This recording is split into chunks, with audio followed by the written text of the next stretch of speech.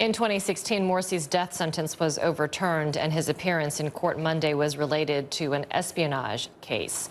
Joining me now is Samir Shahada, Associate Professor of Middle Eastern Politics at the University of Oklahoma. A pleasure to have you on. First off, what more do you know about the way Morsy was treated while he was in prison? I mean, you have Human Rights Watch among many activists and people around the world who've been outraged over his death. Human Rights Watch saying that Morsy's death was entirely predictable and accused the government of failing to give him adequate medical care while he was in prison. Well, I think that's largely correct. I mean, we've known now for some time that his conditions were not good.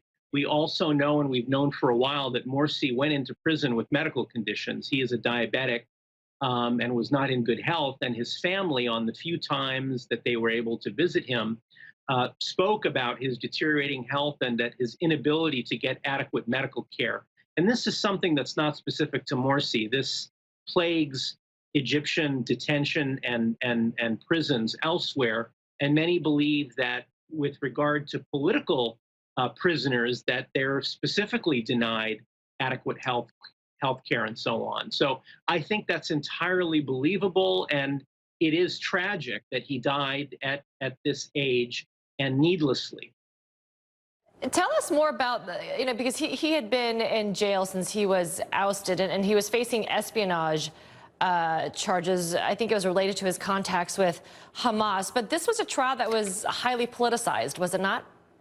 Yes, very, very much so. And I think that although, Ms. Gorani's piece a moment ago was excellent, I think it's kind of mischaracterizing what happened with regard to Morsy and his escape from prison. I mean, it occurred during the uprising against Mubarak when there was tremendous chaos. And with regard to this specific allegations, the state has always claimed that the prison break, if not the revolution itself, was orchestrated by outside forces, Hamas or Hezbollah, or who knows who. And so I think it is highly suspect, the allegations against him. There are claims that Qatar was involved as well. So very much a political trial, and quite rightly, one should be quite skeptical about it.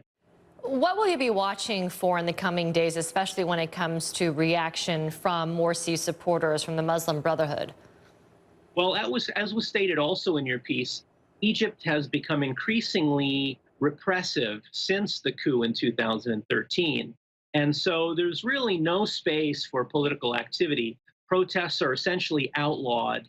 And most of the Muslim Brotherhood leadership and many of the supporters are either in jail or in exile or have, left politics. And of course, as was also said, the Muslim Brotherhood is significantly less popular after the coup and so on, or after Morsy's abysmal presidency. So I don't expect to see much in terms of politics in the street. I think that Morsy's demise, his death, as tragic as it is, also manifests itself in the increasing difficulties within the Muslim Brotherhood as an organization.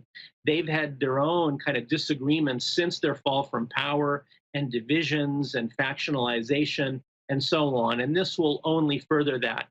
Just one last thing, though. It is the case that Muslim Brotherhood members will see Morsy's death as the regime's murder, as it were, as them being completely responsible, and he will be seen as a martyr as a result.